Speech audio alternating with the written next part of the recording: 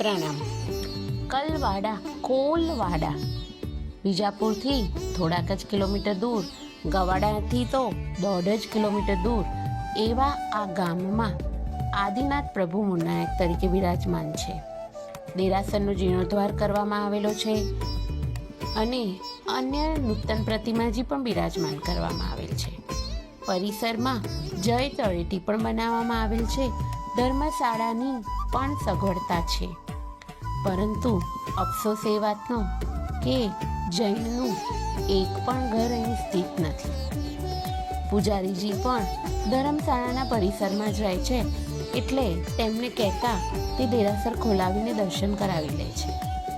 દેરાસરનો જીર્ણોદ્ધાર કરેલો છે, પણ અહીં પૂજા કરવા માટે એક પણ જૈનનું ઘર નથી. દેરાસર માત્ર પૂજારીના ભરોસે.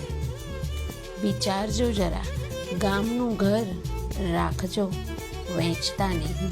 પ્રભુને કોઈના ભરોસે છોડતા નહીં. પ્રણામ.